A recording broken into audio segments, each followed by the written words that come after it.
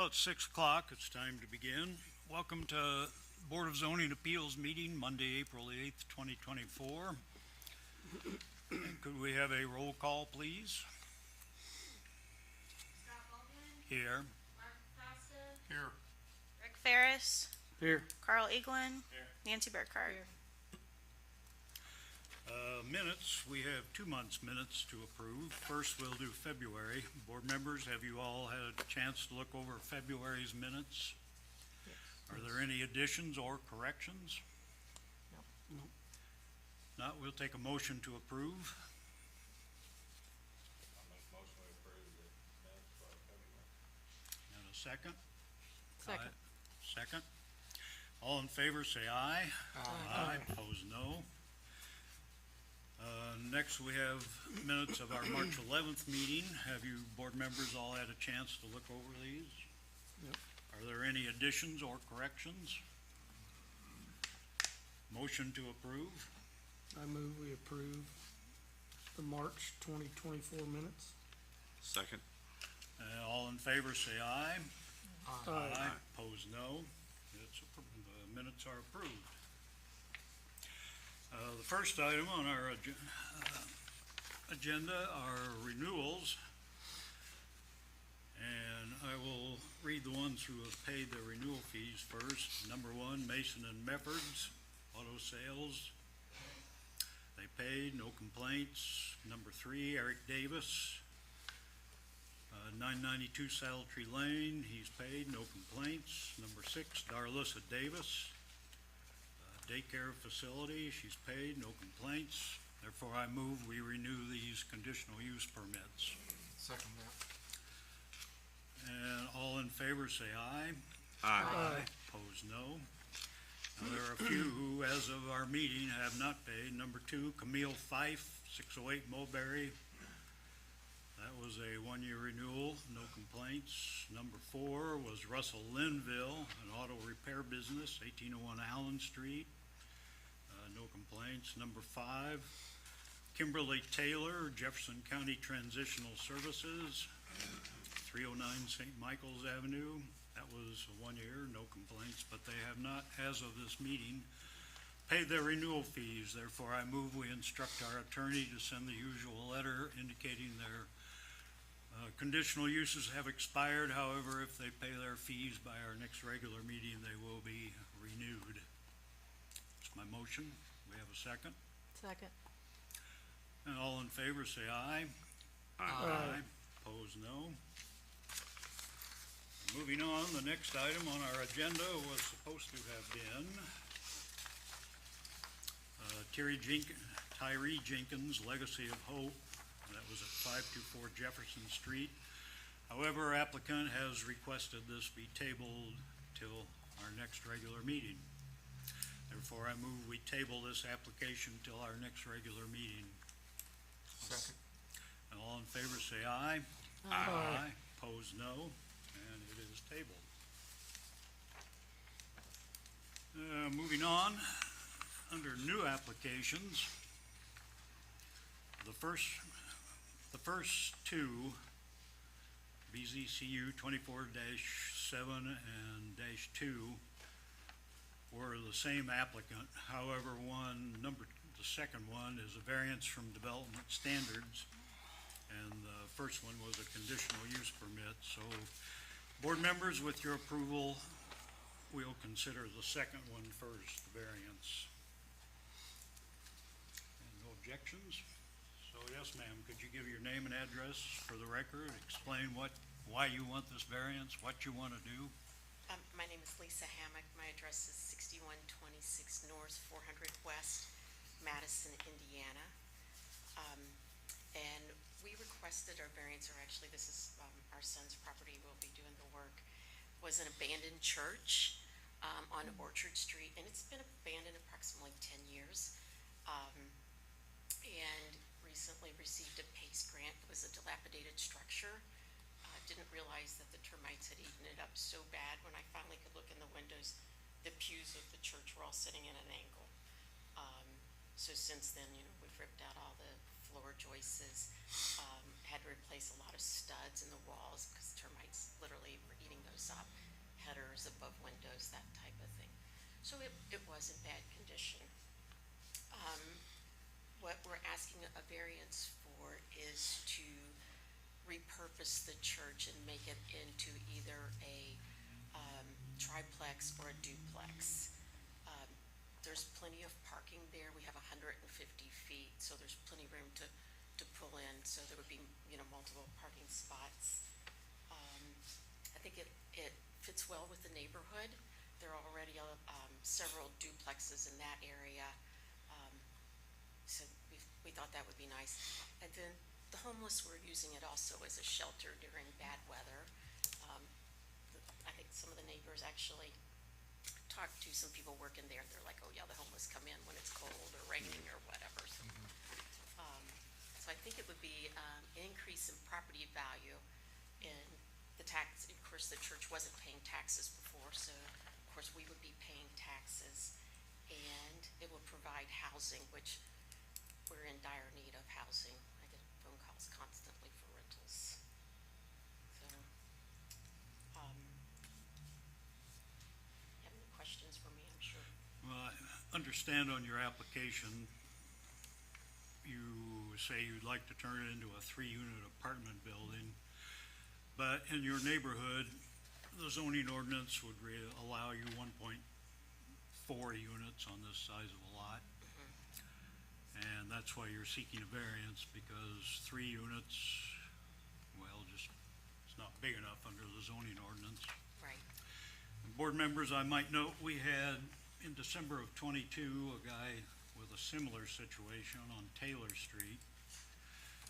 And I believe that neighborhood was laid out before the 1966 zoning ordinance, long before anybody was thinking about our present land requirements. So that, I understand, is the reason you're seeking the variance. And personally, I did drive past the place today, and I see you have totally gutted it. And I notice my main concern in that neighborhood is you have to have off-street parking. Right. And then you have the main building, and then behind it, there's another building. And then there's a little space between, The buildings, yeah. and that's where you propose to put the parking lot, so to speak. Well, actually, we were just gonna do it probably across the front where the church is, because it's 77 feet long. So, I think they could pull in that way, and also in front of the accessory building. And then also there's just a grassed-in area, so there could be a lot of parking. That was my main concern. There is no off-street parking in that neighborhood. I agree, I On noticed that. street, I mean. Are you using the same footprint that's there already? Or? Okay. Yeah, so we wouldn't be changing anything, and, the electric's already there. There's a gas line runs in front of it, and I can see where the sewer's stubbed into it. I didn't check where the water meter is, but I'm sure there's water meter there somewhere. So we'd be using those same things. So you said you could be a duplex or a triplex. Yeah. What's your deciding factor? How will you decide which one? Well, I would like to have the triplex, because if you do that, then the rent, prices are down more. Because when you do a duplex and it's 2,200 square feet, so 1,100 square foot for an apartment is really large. That's larger than a lot of houses in, Madison and the, like Audubon Park and that type of thing, so. So how many bedrooms would you have, like in a triplex? In a triplex, each one would have 1 bedroom, living room, kitchen, laundry, that type of So thing. you're thinking 2 people, 2 to 4? Could be, Okay. yeah. And you're sure the zoning ordinance requires 2 parking spaces per apartment. So if you had a triplex, that'd be 6 spaces. Oh, that shouldn't be a problem at all. We had vans, pickup trucks, a dump truck, and a skid steer, all if they're working, parked right there in front of it, so, yeah, there was plenty of room. Any other questions, board members? Comments? So would you be managing the apartment complex yourself? And you've got plenty of, past doing that? We have about 42 rentals. Yeah, I figured. So, yeah. Would any other questions, comments, board members? Would anyone in the audience like to speak for or against this? Yes, ma'am, come up, you I'd can like to sit. speak against it. If you would come, Actually, I have questions more than anything. okay, well, When come you up and keep give your talking- name and address. please, Okay, for my the name is record. Mary Distel. My address is 146 Irish Hollow Lane, Madison, Indiana. I'm here on behalf of the lady that owns 1807, which is right next door to this building. My first question is this: when she keeps talking about the front of the building faces Orchard Street. That's where the doors are to go into this church. I believe what she's referring to is along the side of the building. It's not the front. One of my main concerns is, have they checked for black mold? I know that the building was in very bad shape since they've purchased it. They have gutted it. I don't know about the floor joists. I know that there is dirt fill completely in that church now. The number of units concerns several of the neighbors.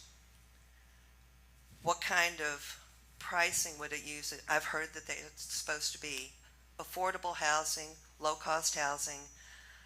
A lot of the neighbors in that area are senior citizens, and they've been there for a while. That building, along with several other houses in that neighborhood, were totally destroyed in the '74 tornado. This church was rebuilt on that site. However, when they built it, the church itself sits less than 4 feet from the property line of 1807. The other building sits less than 5 feet away from the property line. Now, I was told that they did not need to follow that guideline as far as the 10-foot offset from the property line, because they're not destroying the structure. They're going to use that. I want to know, is that not considered a fire hazard?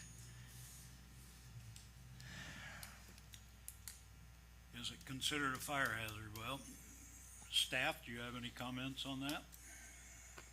Given that we're not in the fire department, no, I can't answer to that. But typically, like, the reason why downtown has 3-foot setbacks is because that's kind of the distance needed. I don't know if Carl wants to comment, being a volunteer firefighter or not. Well, it's nice to have that spacing, but this new proposed, renovation is still using the same footprint. It's been there for our 40 years. I understand that, but And that there was a building, fire there at one time, and it's it been was- abandoned for several years too. there was no problem as far as our equipment getting back there, and we did work the fire Okay. very successfully. But, I'm just very Oh, concerned. yeah, I understand. I mean, you've got older people in the neighborhood, and most of them want to be, just to be left alone, to be, It's a nice, quiet yes, that's it. neighborhood. Now, and and you're knowing- adding 6 more spaces of parking, and I can envision how she plans on putting the apartments in the one building. And if she puts 3 in the front building, what is going to go into the second one? That was something else I didn't understand, because I've heard several different stories. The lady I represent is currently in the hospital. We had to have her put in the hospital this morning because I found her on the floor of her house. And she could not be here to speak for herself. Well, I know with, they're gonna have at least two parking places per I apartment. understand that. And they're one bedroom, like you and me at our age, usually those are just couples that are retired and all that. But I also think this is gonna fit very well.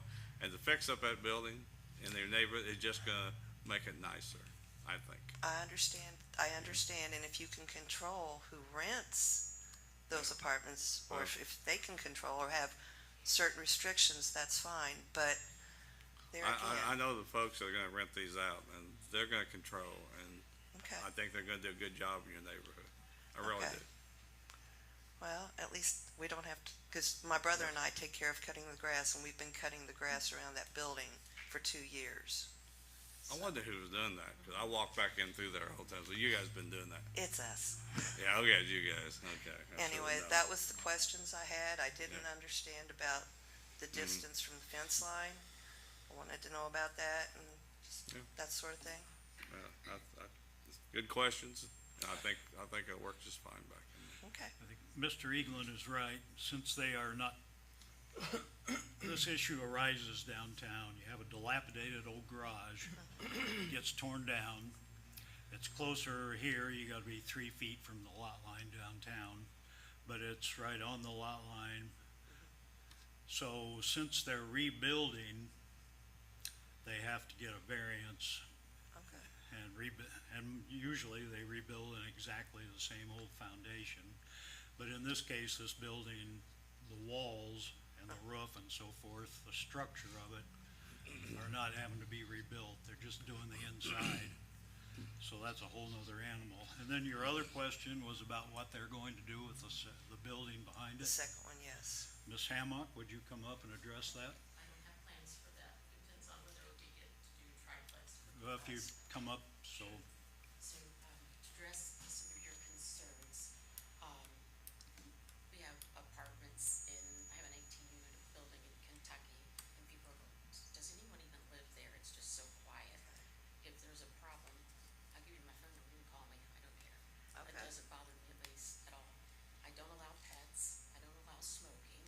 I'm probably not the nicest landlord ever, cause I have rules, I have rules, and I expect them to follow them.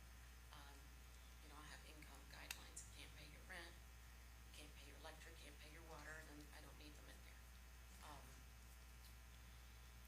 I think we do a good job, building, and I don't think that's a lot of dirt in there that's full of sand. Oh, well, Yeah. yeah, you're probably right. Yeah, we still have to run plumbing and Okay. things, because we're gonna actually put concrete in there. So, yeah, and then being a brick structure, I think that helps a lot with fire. We'll be putting new windows, and you're correct, I keep calling that in front, cause I've already got it visualized how we're Yeah. gonna do it. So, I was thinking, you see I think there was 6 windows? Something like that, yeah. Yeah, I think that's what it is. I plan on each one of those windows being a door, so you have 3 entrances Okay. on the front, and then I'll have other windows, and then on the side where they enter for the church, I'm envisioning doing some things, getting rid of those doors on the end. That's what I'm thinking. And then we have to put that one in back. Okay.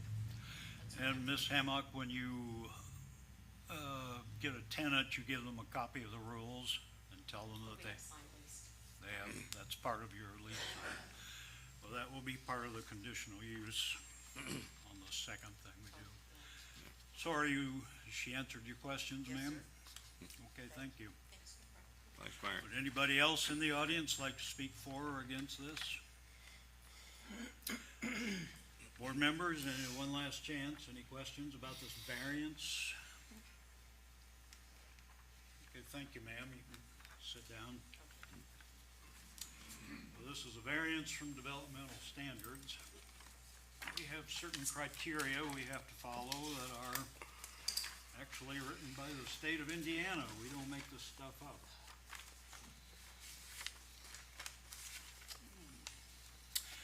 So, board members, we will go through our variance from developmental standards, our 3 criterion.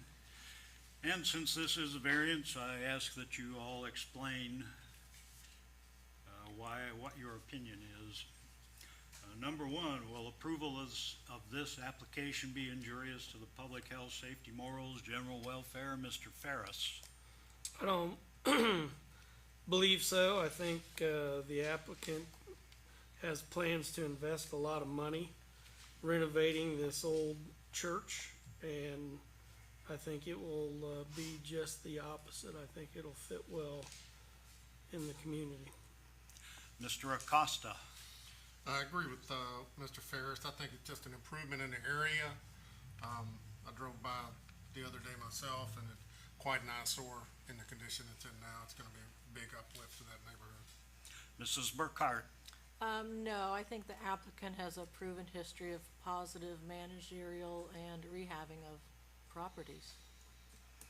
Mr. Eaglin? I too think it's going to enhance and make the neighborhood better, and clean up a structure that needs to be cleaned up many years ago. A variance is needed because of the peculiarity of this property is this was laid out long ago. It does not meet modern standards for how many apartments you can put in, given the size of the lot.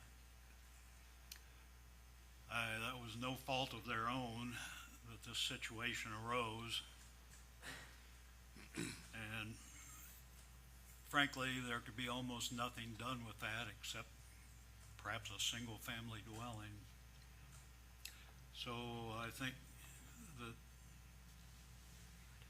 and in addition, rehabbing the vacant building, which was used by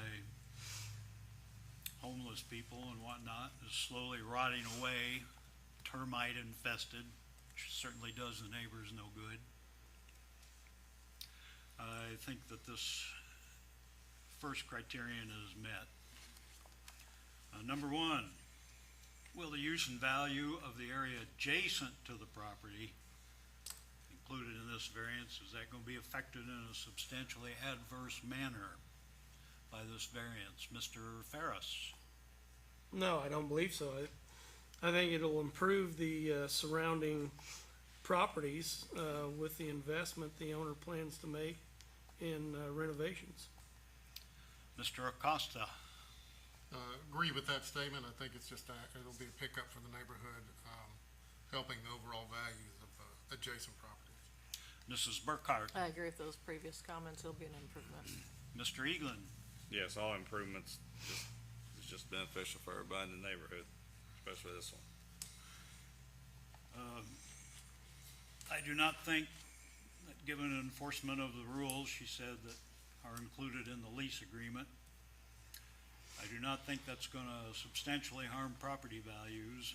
In fact, getting rid of a termite infested structure, I think that helps property values. I think that one's met. Number three, strict application of the terms of the zoning ordinance will result in practical difficulties in use of property. What are the difficulties that you see? Mr. Ferris? Yeah, strict application changes the whole project, not being able to turn it into living or apartments for long-term rental, changes the whole project, in my opinion. Mr. Acosta? Yeah, same note, it's, just eliminates the project from happening and, does not allow for the improvements in the area affecting the whole neighborhood. Mrs. Burkhart? I agree with those comments, it would, just change the project completely. Mr. Eaglin? Yes, I agree with all the other members on that issue. The practical difficulty is the lot was laid out a long time ago, and it was not laid out by current modern standards. And strictly applying the zoning ordinance would result in, frankly, not being able to use it. I think that one's met. But we've gone through our criteria. I move we approve this variance for 3 apartments contingent upon providing adequate parking to meet zoning ordinance requirements. That's my motion. A second. And could we have a roll call? Nancy Burkhart? Yes. Rick Ferris? Yes. Mark Acosta? Yes.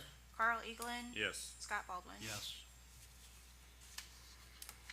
Well, you have your variance, ma'am. And now the second thing that you're, see if I can find it here. You're requesting a conditional use permit for 3 apartments, and that would be category 130. I think you pretty well described what you want to do. And certainly from my point of view of the motion we just passed, you will have to provide, with 3 units, you will have to provide 3 off-street parking spaces. Yeah, that shouldn't be a problem at all. Because like I say, there is no on-street parking there. The streets are barely big enough to get 2 cars down. I got caught behind a truck there today. It's better than downtown. Yeah. Especially, especially to that. And the lady brought up that concerns about who gets in. You indicated that you have a series of rules that tenants have to adhere to, and they're provided with a copy, and they are enforced. And that should take care of the lady's concerns about neighbors, and that's vital. Right. We don't live on islands. Board members, do you have any other questions about this granting of a conditional use permit for 3 apartments? I guess just to be clear, the intention for renting these apartments, is it, more short-term or long-term rental? No, I would require a year lease. Okay. Hopefully they'll stay longer than that. Any other questions, board members? No. Does anyone in the audience have any comments for or against the conditional use? We just had the variance allowing 3 apartments. This is a conditional use permit that the apartments can actually be occupied. And of course, I think, ma'am, the lady who objected, nobody's gonna live in that until you get a certificate of occupancy from the building inspector, which means everything has to be up to current code, plumbing, electrical, the construction, and I understand in the building process, the building inspector comes out periodically and makes sure you've done the wiring right, the plumbing right, and so forth. So the building will be brought up to current codes before anybody can live there. One last chance, board members.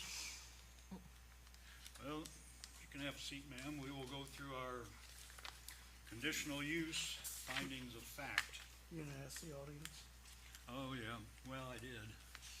But I'll ask again, one last chance, audience. For or against conditional use, okay?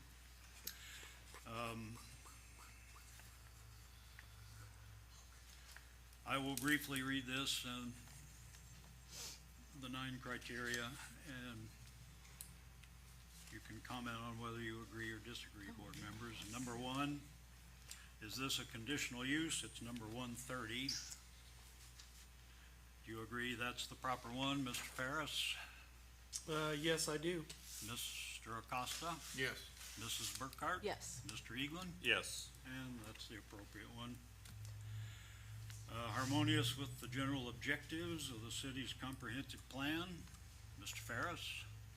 I believe it is. I think it's another,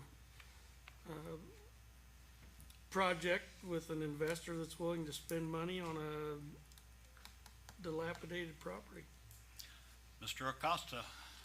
Yes, it's, you know, looking at providing more long-term, housing options for, more citizens.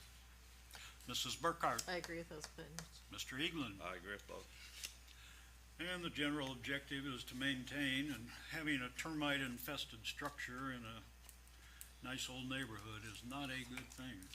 So I think this one is met.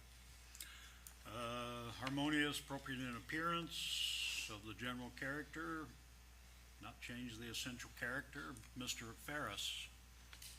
Yeah, I believe the investors are gonna operate within the current footprint. And, that building's been there for a long, long time. So I don't see any reason to believe they're gonna change the, character of the neighborhood. Mr. Acosta? I think should fit in well. The neighborhood has other multifamily, you know, duplexes and whatever, so, I think it would fit in well with the neighborhood. Mrs. Burkhart? I agree. I don't think it'll change the character of the neighborhood. Mr. Eaglin? Yes, I think it's gonna be a good fit for the neighborhood. And maintaining the building and getting rid of the rot, I think that will improve the character of the general vicinity. I think that one's met. 4, hazardous or disturbing to neighboring uses, Mr. Ferris. No, I don't believe so. I think the, applicant has, it written in their lease that, they're not gonna put up with bad behavior from the renters, and I don't see any reason to believe it's gonna be any more disturbing to the neighborhood than anything else that could go in there. Mr. Acosta? Yeah, again, I, agree with, Mr. Ferris that, again, already some other multifamily dwellings, I don't think this is gonna change anything from that standpoint. Mrs. Burkhart? I agree, as long as the applicant has rules on the lease. Mr. Eaglin? Yes, I think it's all gonna fit very well with what's in the neighborhood. The general area does have some rentals, so I think that one's met. Number 5, this is about served by utilities and so forth. Mr. Ferris? Yeah, I think all of the required, facilities are in place, because it's an existing structure in an existing neighborhood. Mr. Acosta? Yeah, I think all the appropriate infrastructure is already available. Mrs. Burkhart? I agree with those comments. Mr. Eaglin? Yes, I think it's all there, and like I said, we talked about the only concern, really the width of the streets, and because of the way it was laid out, there's nothing we can do about that. And I think there are adequate utilities and all that. I think that one's not really an issue. Number 6, this is about requirements of public expense. Mr. Ferris? I don't believe this project's gonna create any excessive requirements at public expense, and I don't think it's gonna be detrimental to the economic welfare of that neighborhood and of the community. Mr. Acosta? Yeah, I don't see it, raising expenses or, being detrimental, just the opposite, should be, benefit. Mrs. Burkhart? I agree, I see no detriment to the economic welfare. Mr. Eaglin? Yeah, like Lisa said, this will become, on our tax roads now, and actually Madison will benefit from the change. And I think Mr. Eaglin put it very well. It'll be an improvement, not a detriment. Number 7, this is about excessive production of traffic noise, smoke, fume, glare, like so forth. Mr. Ferris? I don't see any of those things being a long-term concern. You know, there'll probably be some noises during, construction, but be very short-term at most. Mr. Acosta? Yeah, I see no increase or addition of anything like this. Mrs. Burkhart? Yeah, I see no problem with that one. Mr. Eaglin? Yes, I think the neighborhood will stay a nice, quiet neighborhood. And I agree with Mr. Eaglin. I do not see, frankly, 6 cars for 3 apartments is less traffic jamming than having a church there with 30 or 40 people coming. Number 8, not interfere with traffic. Mr. Ferris? Yeah, I think the parking spaces are essential for this project, and the applicant's already addressed that, so I don't see any, interference with traffic. Mr. Acosta? Yeah, I said, can't be any worse than it already is with you're gonna have all parking off street. I know you mentioned can't get 2 cars down the street as it is, but this doesn't add to the, situation. Mrs. Burkhart? No, I see no interference with the traffic. Mr. Eaglin? No, I see no change with traffic. And I do not think this really is much of an issue. And number 9, loss of natural scenic historic features. In as much as there really aren't any there, I'll just simply ask, do any of you board members have a negative comment about that one? No. No. I do not. We've gone through our conditional use. Findings of fact. I move that we approve a conditional use for 3 apartments, with the condition that the rules be submitted to the building office for the public record, and that the rules be enforced. That's my motion. Second. And can we have a roll call? You said time on it? Rick Ferris? Oh, excuse me, I left out. I'll make this, since this is a rehab, a rather extensive rehab, I'll make this for 2 years. Thank you. second, does the Second. second accept that? Okay. Roll call? Now, Rick Ferris, Yes. Nancy Burkhart. Yes. Mark Acosta, Yes. Carl Eaglin. Yes. Scott Baldwin. Yes. Well,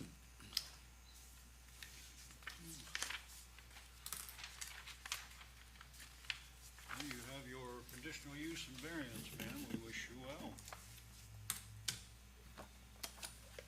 Third item and last on the agenda.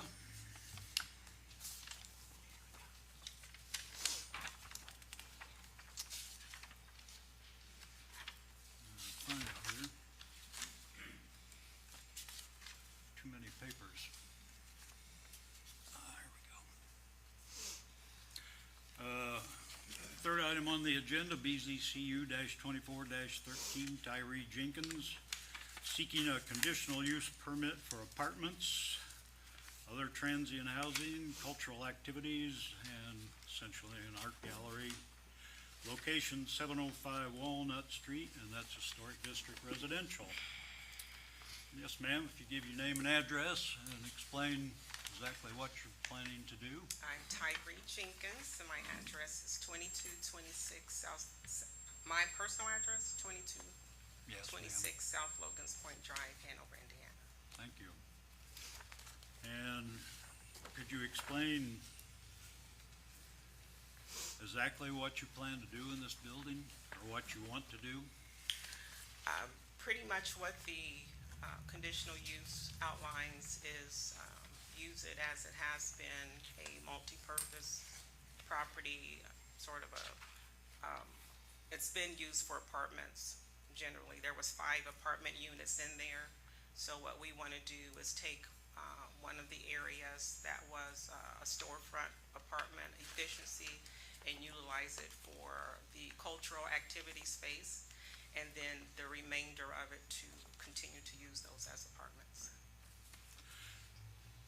So, And wait, let me ask a question. So how many apartments are you thinking then? 3. 3 apartments. 3 1-bedroom, 2-bedroom, what? As is laid out at the moment, based on what the architect did, they're 1 bedroom, possibly 2 bedrooms on the lower, depending on how much of the cultural space we'll be able to use for cultural public space. Long-time rentals? Yes, definitely.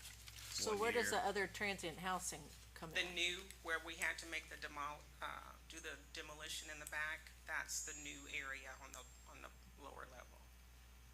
So will that be a regular I'm not understanding where the other transient housing on your application. It's the new, it will be a new addition. That's not there. So will it be for long-term renters or just? No, it's transient. That's gonna be transient.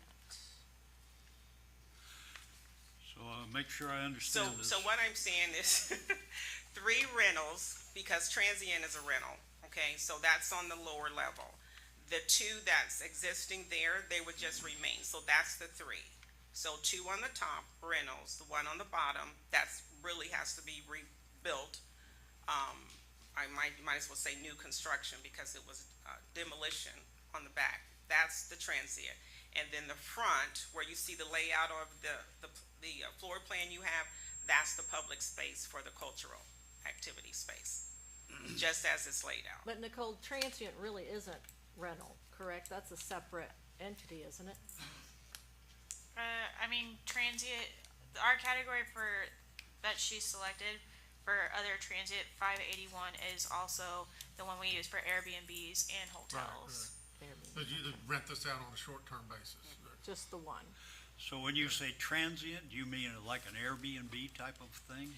Yes, the reason why we want to do that is because we are a not-for-profit, and we're hoping that that may generate more money for the not-for-profit than a long-term, because with the long-term, you're limited to what you might be able to charge for that. So it's really based on income So possibilities. you're gonna have 2 apartments upstairs that'll be based on a lease, presumably 1 year or some such thing, some kind of a lease.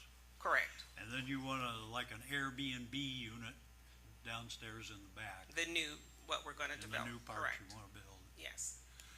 And by transient, you don't mean taking in homeless people or 'Cause that was an uproar. Okay, so Well- you're gonna be like an Airbnb. Yeah, no, it's not, a homeless shelter. No part of it. Okay, But it will be a short-term rental. Yeah, I said rental, she said it can't be called rental, so whatever the terminology it is short term. Well, so I did some research, and it appears that Indiana House Bill 1035 addresses and makes some distinctions about short-term rentals. And it doesn't, in all the literature I read, I didn't see anything where it talked about transient housing. It just distinguishes a short-term rental and a long-term rental. Here we go. So I'm just using your terminology that I was given based on section 7 of what you guys allow, okay? So that's where the terminology comes from. I don't know where your research, all of that. I just know from talking to planning, based on what I was sent, I'm using your terminology. You can call it whatever you want to call it. I'm just telling you, based on the layout, 2 rentals at the top, at the bottom, if you want to call it short term, if you want to call it transit, you can call it anything except homeless, like he said. And I don't know your terminology. I'm just. well, she is correct. It's in section 7, it is called transient, because it comes from, as you know, it all comes from this book, which was compiled in 1965, and that's what they called it then. So you have said, though, that it's gonna be like an Airbnb. Yeah, I didn't call it Airbnb. You guys can label it. I don't know what's politically correct here. I really don't. The architect you talked to, how big will this structure be that's going to be added on to the back of this?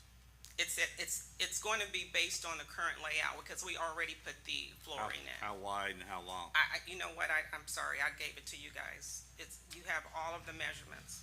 I didn't I must bring have it wrote with because, And these are gonna be 1-bedroom units off the alley? the ones on One the room. top definitely, I won't say I'm talking about definitely.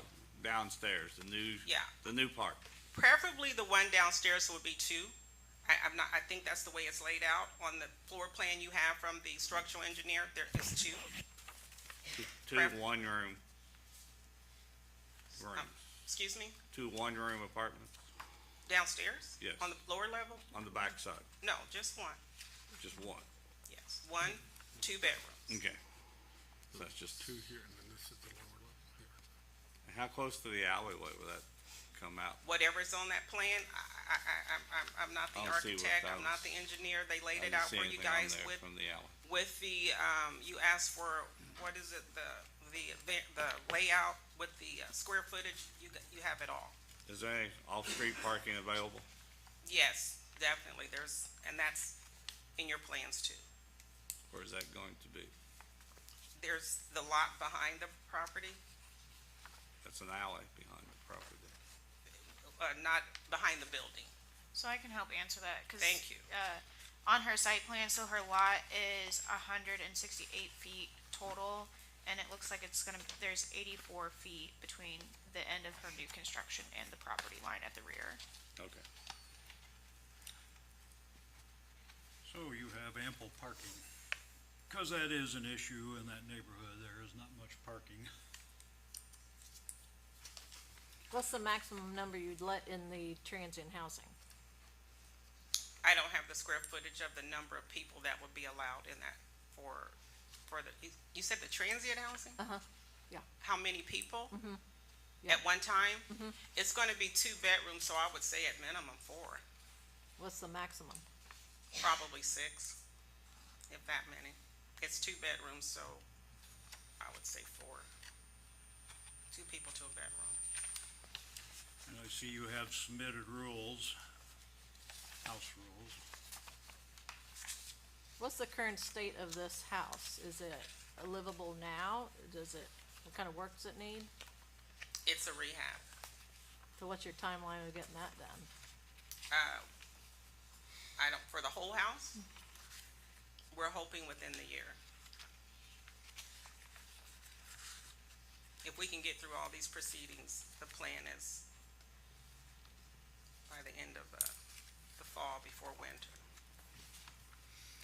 Any other questions, comments, board members? Yeah, the cultural center, tell us a little bit about that. What do you plan to do with that?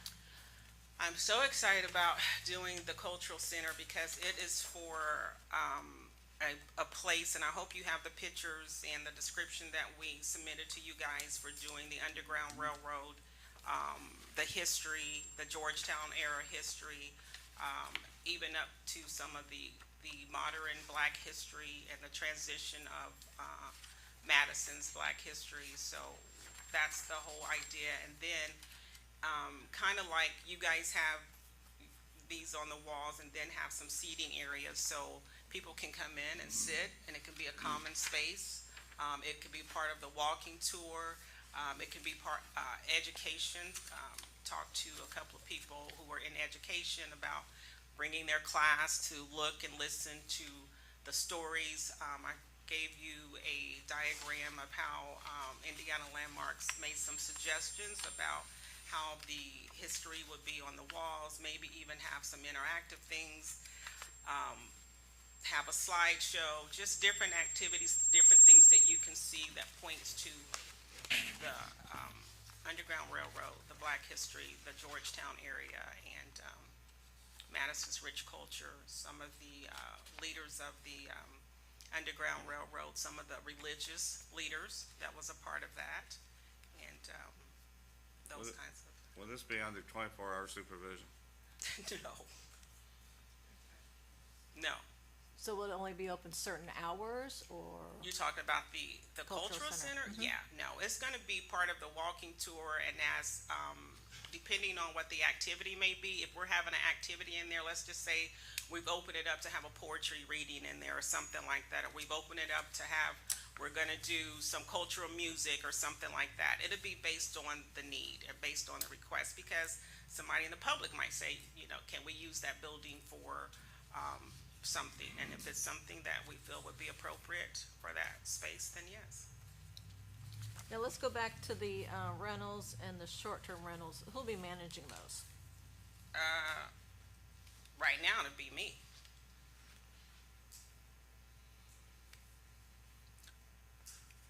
Any other questions, board members? Not right now.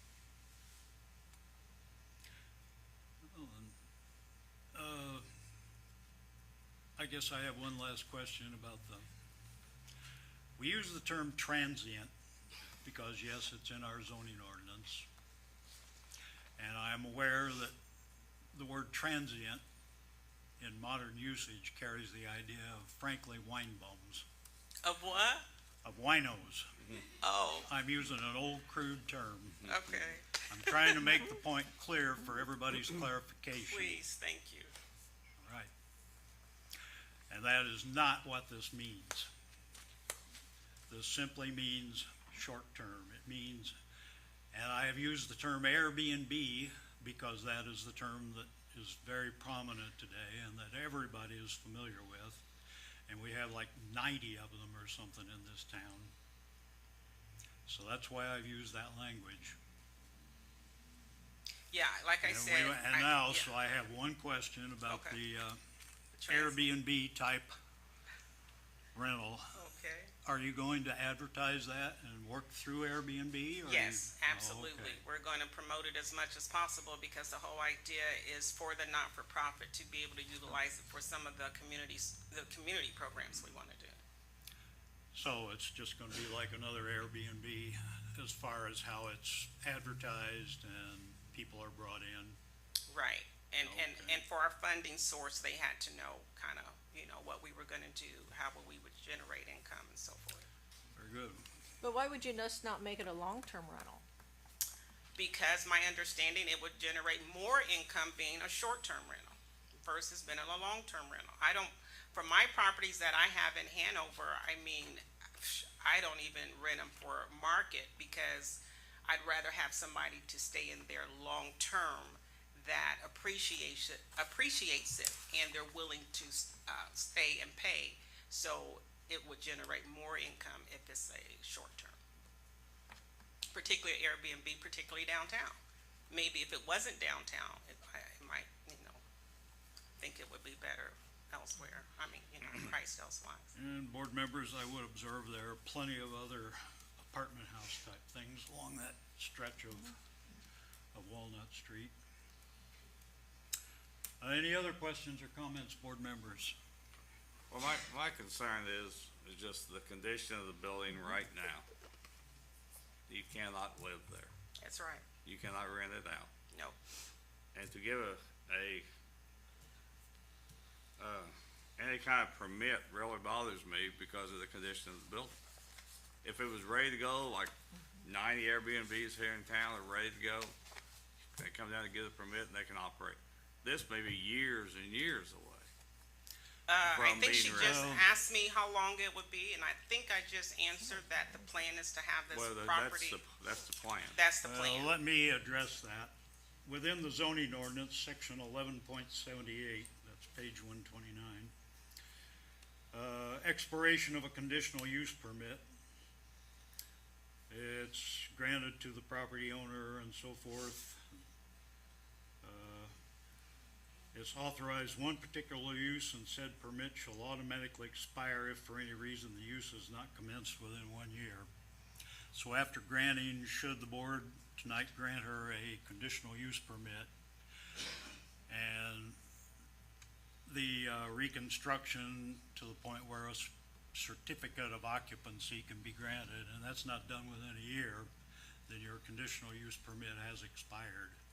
And And my you're gonna que- have to you'll have to Yeah. reapply per the zoning ordinance, so I wanted to clarify that. And Mr. Eaglin keeps bringing that up, so I need clarity on that too, because how can you reconstruct a building or rehab a building that you don't know what you're gonna use it for? You have to know what you're gonna use it for. If I'm gonna use it for a 2-bedroom, a 1-bedroom, and then I turn around, that just seems backwards. I'm gonna turn around and say, I'm gonna rehab this building this way, then let me turn around and ask you, Mr. Eaglin, can I use the building that way? I'm trying to understand how that works, so that I don't have this ongoing situation with your responses consistently. Let's get you fix the building first, and then we're gonna give you maybe conditional use. So answer that, how can that work? How does that work? In my opinion, you fix the building first. In what way? Under what? Any way that will make it usable, whether it's 2-bedroom, 3-bedroom, or a single family. Then I didn't need to be here. If I can fix the building, cause I didn't need to be here. If I can fix the building any way I want to, and I'm gonna be able to utilize it that way, why am I here? Ma'am, you've addressed the board, and I think I've answered your question. Thank you. We as a board can grant her a conditional use permit. She'll have 1 year to repair the building, get it up to a certificate of occupancy or, the necessary level. And if she can't do that within a year, then she'll just have to start over with a new conditional use permit. And that's right there in the ordinance, section 1178. So you answered my question in that I do need a conditional use for any of these Well- properties before I do the work. Now, the choice to do the work is your choice. Right. But if I do the work, so I can do the work based on however I want to utilize the building, and then turn around and ask for a conditional use? And then may not be able to use it for what it was reconstructed? Let me say it a different way than what Carl said. Okay, Your situation on your building, as far as this ordinance for this board, we're saying we can issue, if everybody agreed to this proposal, we could issue a conditional use for 1 year. Your building is up to you. right. You know what I'm saying? I mean, if you take longer than a year, it's gonna expire, and then you're back through the process again. Okay, So there is no guarantee that goes beyond a year if it's approved. We're not linked to your structure, that's, you know, another entity. So the board can grant you a conditional use for what you're applying for, and if you can get the whole thing rehabbed in 6 months and meet all, you know, the building inspector's requirements, then you're good to go. Okay. All right, was that anything else? Any other questions or comments, board members? No. I would imagine if anybody in the audience would like to speak for or against this conditional use permit, come on up, ma'am. Or sir, I guess. You Good give afternoon. your My name's name and Mike Bobo. address for the record, please. 520 Jefferson Street. Could you repeat your name? Michael Bobo. Bobo, Yes, sir. cause that wasn't in the notes, the minutes. He said R-25. So are you talking about 52? No. You're No, I'm talking just about talking 705 in Walnut. general on the Walnut Street and, you know, some Well, references. we're only talking about Walnut Street. Yes, I today. understand that. So I've been going through quite a few records and looking at quite a few of the laws, and I'm wondering, how the nonprofit changed to the not-for-profit without a entity outside of the board that had already kind of depleted down to nothing, and how that worked, because it's not legal, because usually it has a state representative board that puts the properties of a nonprofit into where it needs to go, because that's supposed to be returned. And so I'm just wondering, is that how all of this is coming about, that it wasn't actually bought property, that there's a problem with some of this, how she's got everything set up under nonprofit status, or not-for-profit now, and it all seems like she wants just these permits so she can raid the coffers of Life Legacy and some of those to fix it. Well, this one, the answer to your question is she's the property owner. And the property owner is the one who applies for a conditional use permit. Now, how she gets her financing is of no relevance to this Well, board. my question is, if it was transferred from a nonprofit that wasn't legal, then is she really legal owner? Well, I'm sure she is, sir. Thank you. Thank you for your comments.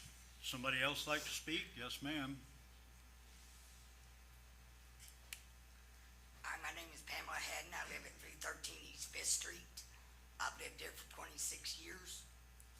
And this building that's up talked about, I have seen so much stuff go on. I've had to call the law several times on the condition of that building, with her letting the homeless people live back there in that yard that she gave permission to, because when I would call the cops, that's what the people were saying. She gave us permission to be on this property, to do whatever they want to do, whether it's drugging, partying, using a bathroom, making a stench. That place caught on fire. I don't know exact year it was. I'm quoting maybe 20 years ago. It has sat there. She has done nothing to it, period. And frankly, I don't want her in my neighborhood. That's all I got to say. Okay, and I might note that with respect to the other issue, I looked up timelines. There were many police calls in 2021, 2020, but per the Jefferson County GIS, she took control of the building in December of 2022, and in evidence submitted to the 524 Jefferson issue, there were no record of police calls after her transfer date. And that's the evidence that we have received to date. Well, you said she took over in 2022? She Yes. took over that place in 2022? That's what the GIS said. Well, since 2022, it's nothing but been a havoc of having to call the law. And she's attempted to do nothing, to do anything, like fence it all, keep them out of there. You know, she wanted to help out the homeless people. She couldn't put them in her backyard, not ours. Are you recommending leave it as it is? No, I recommend you either make her sell it or tear it down. Yeah, that's, It's not Thank you, worth whatever. fixing. Thank you, ma'am. Would anybody else like to speak?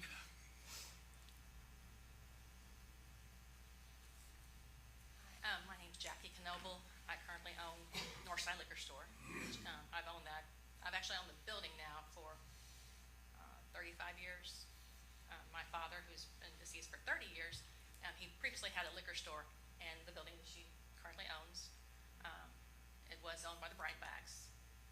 At that time, he had a liquor store there for 2 years. It had been, I think the liquor store had been there years and years before that. I'm not sure the exact time the Brightbacks owned it before that. And then there was a grocery, unlike, well, pretty much like every place on Walnut Street, there was a grocery on every corner.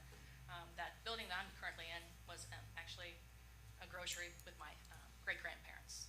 That's one reason I bought the building. I have tried to improve the appearance. I have tried to improve the profit. There's been quite a bit of work on Walnut Street, and that has been an eyesore. And I'm not trying to come in and start anything as far as anything negative. I would just appreciate knowing exactly what's going to happen. Okay, I was working at the liquor store the day that the murder happened on that property, and I'm pretty sure it was in 2022. And I believe, I'm not positive, were you the owner at that time? Okay, you don't know? Okay. I mean, I heard about it. Okay, so I was just curious who owned that, I thought it was your family or you that owned it, and nothing was really done in reference to that as far as any work that she did, any kind of improvements. And to me, it's just been deteriorating ever since. I guess I'm just trying to really figure out how she's able to, or where she's gonna stick all this money and all this into this property, because I'm seeing the property, there's currently, it's just a shell. And I believe it's gonna take more than a year, so if she has a year to do this work, and then she has to come back before you guys again, is that correct? That would be correct, ma'am. If the use has not begun Okay. within a year of the granting of the conditional use permit, Okay, then it's considered to be expired. that's fine, okay. So she can do whatever in the next year that she wants to do with it? Over the next year, presumably, would be rehabbing going on. Hopefully. Okay, I know I can't really ask her about, but as far as the, I do wanna respond.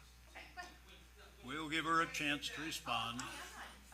Just, I just want everybody's done. ladies, address the board, Okay, please. no, I was just asking if she could, can she ask a couple questions, or does she have to wait until I'm completely done and everyone else is Oh, done? go make your comments and we'll give Okay. her a chance to respond. Okay, I'm just trying to think of anything else that's really relevant.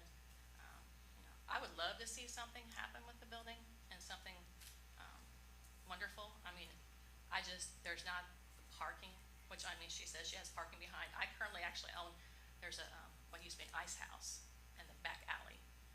And so it's kind of adjacent. I bought like every other piece of property adjacent to the liquor store.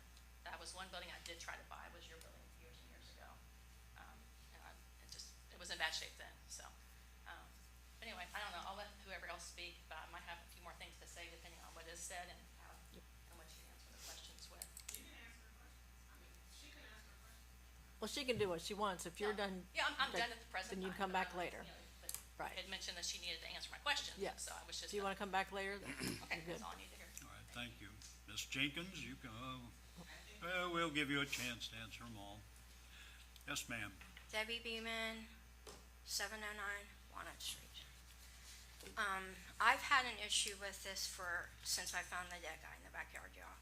Since that happened, I have been desperately trying to get something to be done to that property.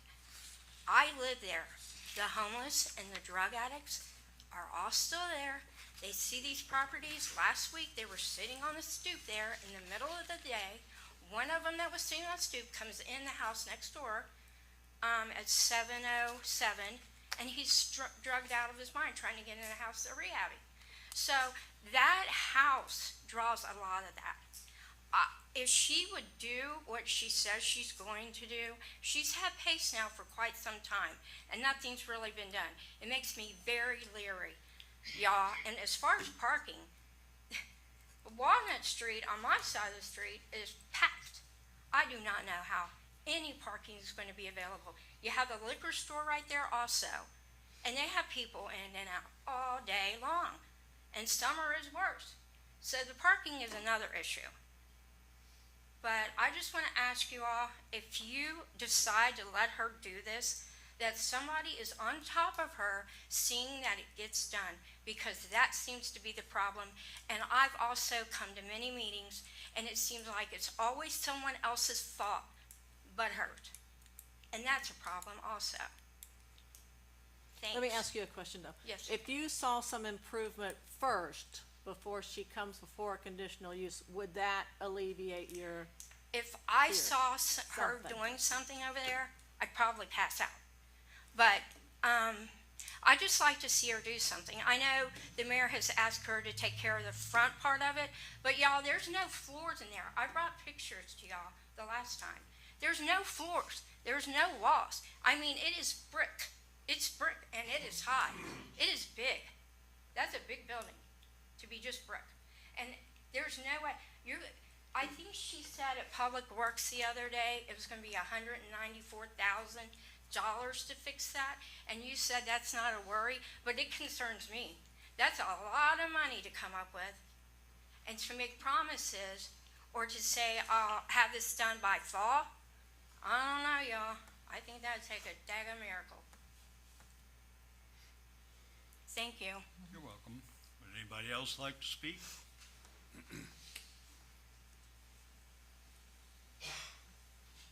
Hi there, my name's Lisa Ferguson. I live at 718 East 2nd Street. This is totally unrelated to anything, just a general comment. I was grateful to the gentleman explaining the term transient, which in our day, we know what that term meant, totally different, I guess, than what the wording is that you're choosing to use now.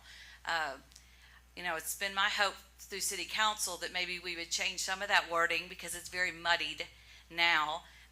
As we said, we have 80 to 106 at the last count Airbnbs in this town, downtown. I've voiced concerns to the mayor myself about us losing the fabric of downtown. We live here. I moved here to live here. And I have family and friends that both stay in lots of Airbnbs because I have many friends with Airbnbs in town.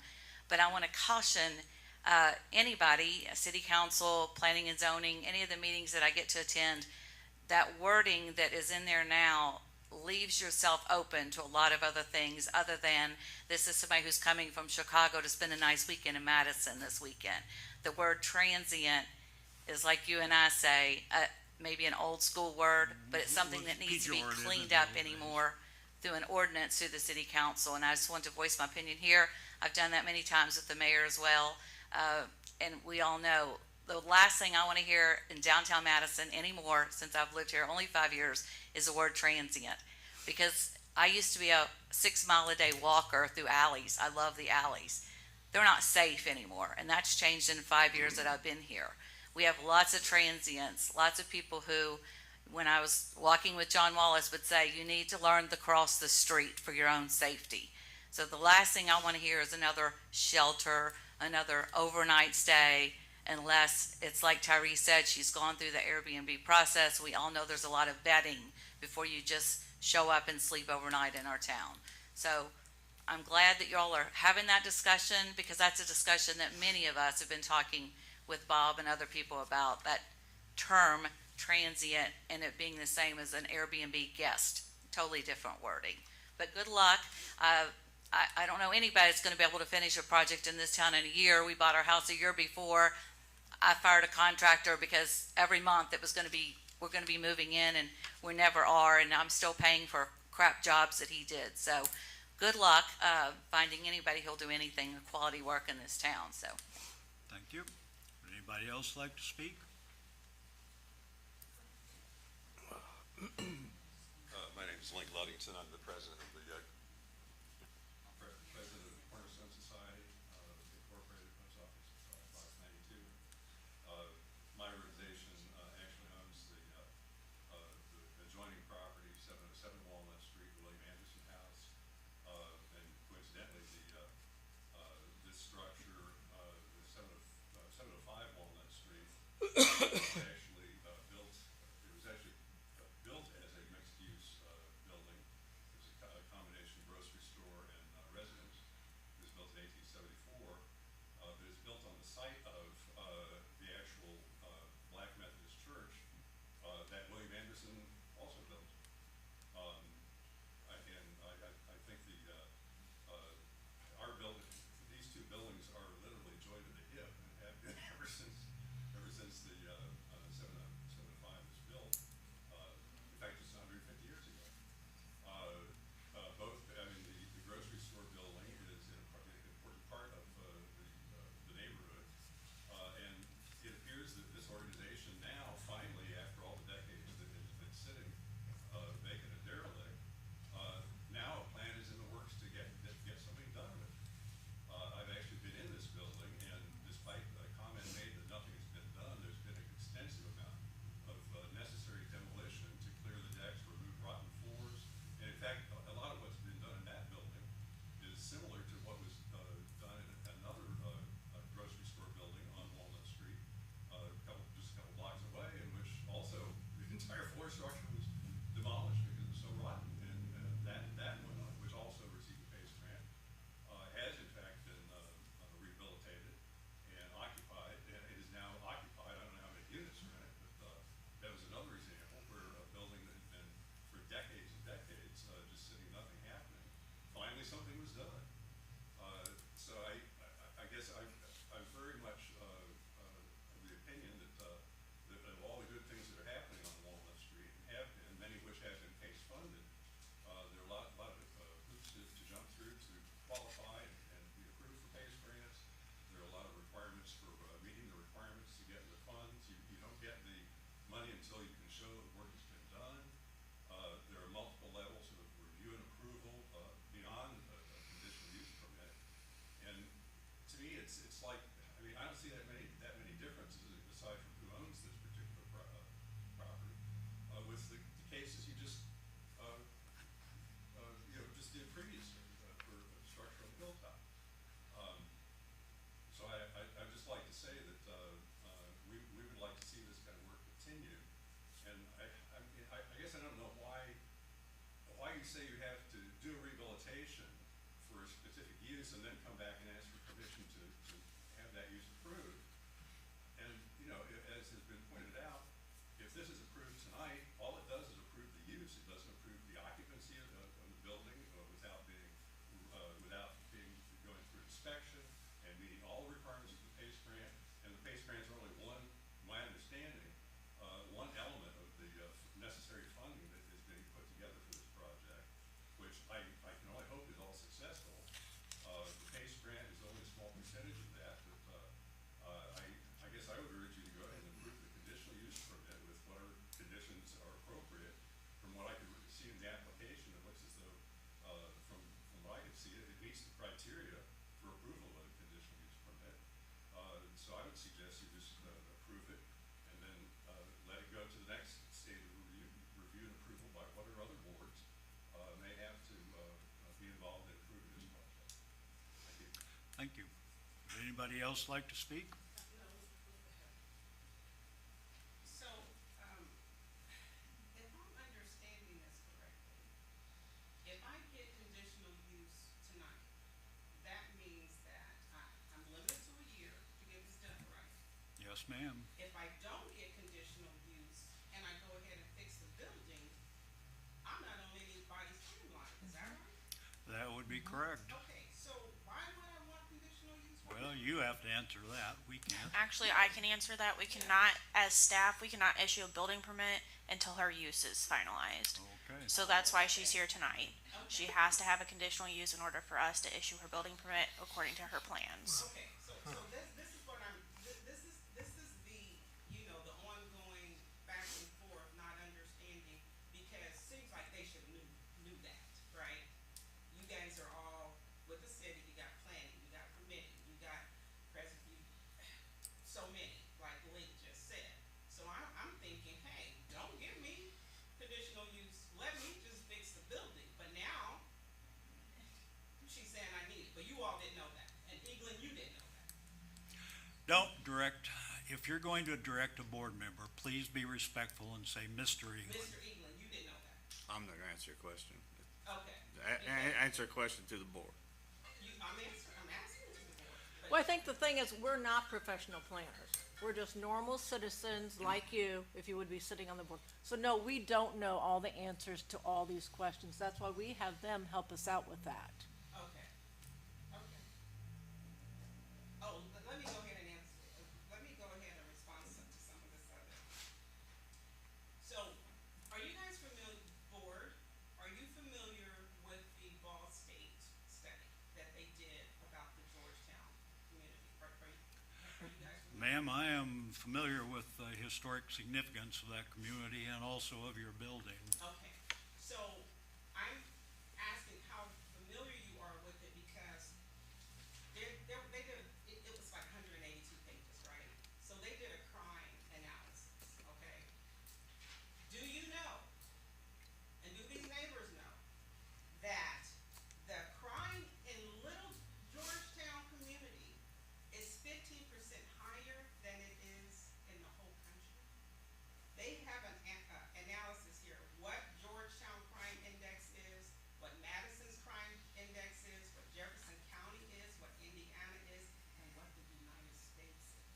So let me tell them, and this community, that 705 Walnut Street is not the crime problem in their neighborhood.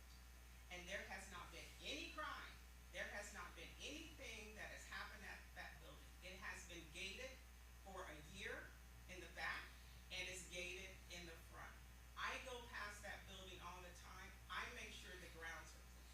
So, and straight, and picking up bottles and this, that, and whatever that's going on. So I don't know if it's in their, on their street, I don't know if it's in front of their house, I don't know if they're attracting it, but what I do know, that it's not 705 Walnut Street. Because the crime at 705, in Georgetown, is 15% higher than the crime index in the whole country. So believe me, it's not because of 705 Walnut Street. And as far as the timeline goes, you know, it's gonna be done as soon as we can get it done because we want it done. As soon as we can get through these processes, we can just move it forward.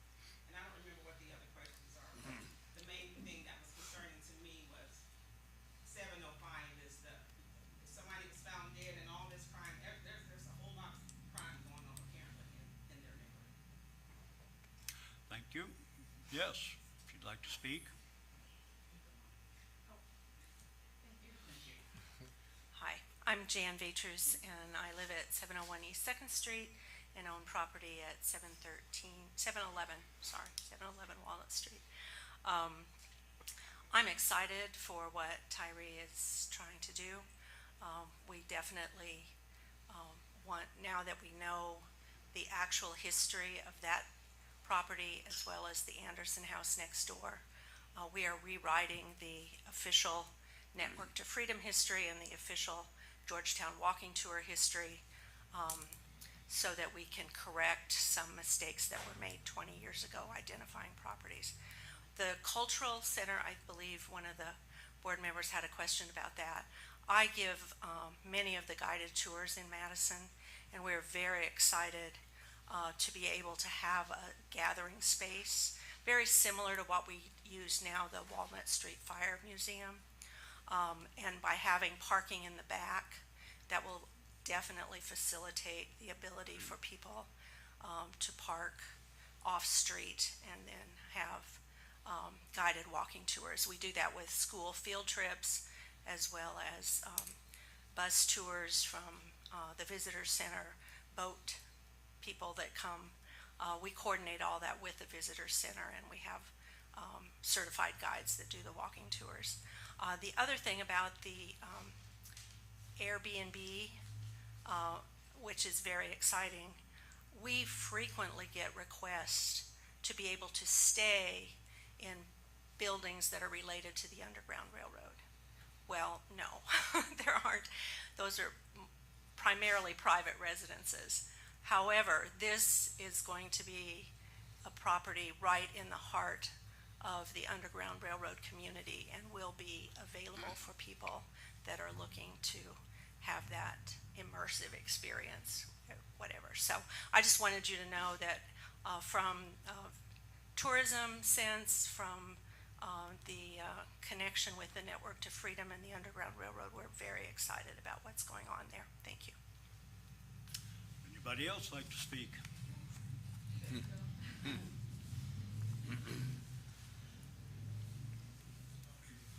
name is Ron Bateman. I live at 204 Plum. I'll be brief. I have a basketball game to watch. I am a lucky guy who owns 627 Walnut Street, which is across from a liquor store. That building should have been torn down. We decided to clean it out after the fire and discovered an 1845 timber frame building that was the original home of one of the conductors on the Underground Railroad. So we've decided to restore it. It is a part of this collection of buildings that's unique to Madison's history in that part of town. And I think that what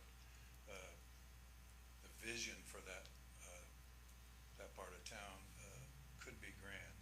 I mean, but a word of warning: it takes time to do these projects.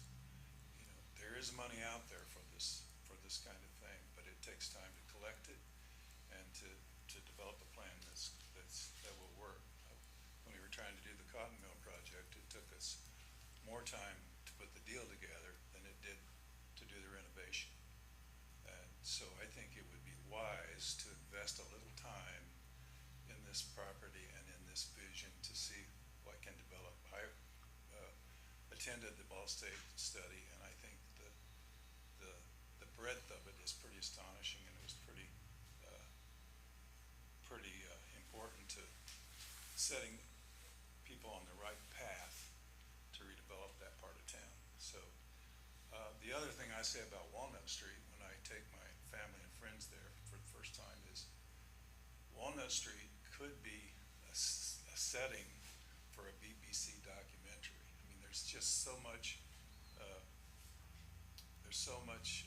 rich 18th century, early 19th century structure there that it should be valued, protected, and developed into a real asset. So I'd encourage you to give the woman a chance. Thank you. So, excuse me, one moment. Are you involved in the rehab of 705 Walnut? Not of 705, I'm at 627. Oh, okay, you're talking I about. can't do them all. Okay. Thank you. Yep. Yes, sir.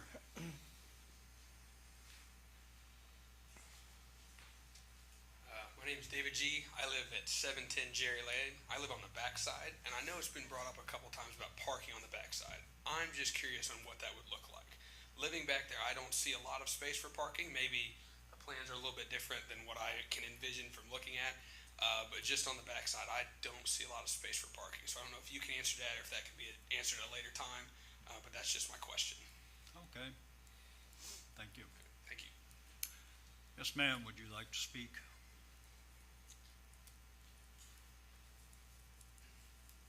I'm Camille Fife, and I work at. I'm gone. I just carry on. I'm at 608 Walnut Street, and I believe that Terry helped me because I work at the library, and I discovered that we had a whole wrong attitude about the property that she's owned. So I'm supportive of her, and I believe in her, and I think that she will accomplish this. Thank you. Thank you. Someone else like to speak? Yes, ma'am. Hi, I'm Julie Patterson. I'm at 714 Walnut, so just across the street and north of Miss Jenkins's property, and I'm here to speak on, please grant her the conditional use. I bought my house in 2018 after living away from Jefferson County for a long time. I came back and was looking at houses and got particularly excited about the Walnut Street corridor.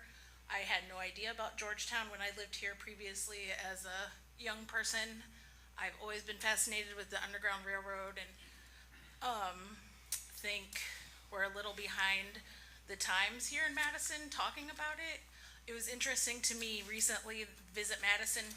You know, you had the vote for Madison best small town, and if you clicked on the link to vote, one of the things was talking about how Madison had this big Underground Railroad history.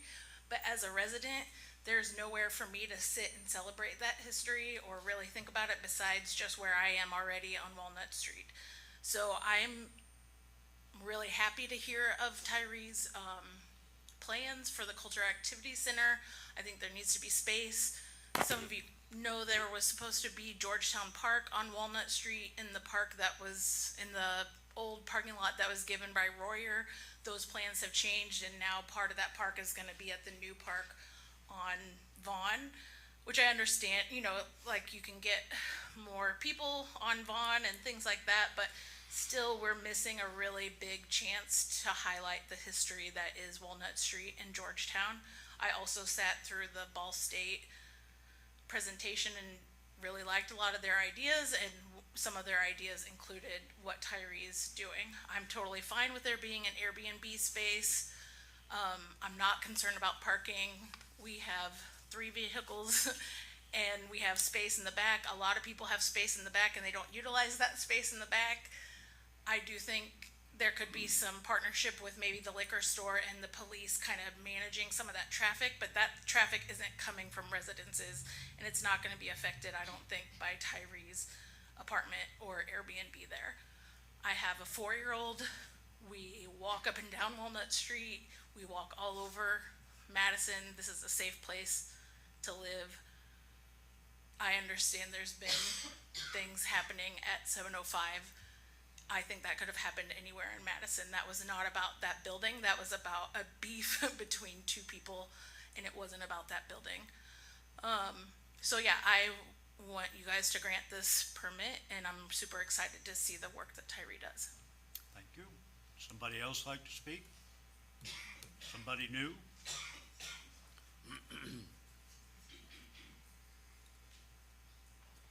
Hello, my name is Samantha Reynolds, and I actually live in DuPont, so I don't know if my opinion's even valid, but I do own 5 rental houses on that side of town. So I'm a local contractor. I do a lot of work for some investors in downtown Madison. I mainly work down here. And I do a lot of work under the PACE grant. So it's from my understanding that this location and also the property on Jefferson Street have both received PACE grant money. Now, from my understanding, and Nicole could probably correct me where I still learn a little bit. I don't think you have to have a building permit when you do a roof. I don't think you have to have a building permit when you replace doors and windows. And normally the PACE grants are for the outside of your house, for what we see walking up and down the street. So it's not necessarily plumbing, electrical, it's not bringing all that stuff up to code. That's gonna come probably from a different grant. If you guys grant this conditional use permit, I'm assuming that would open up doors for her to receive money in other locations or areas.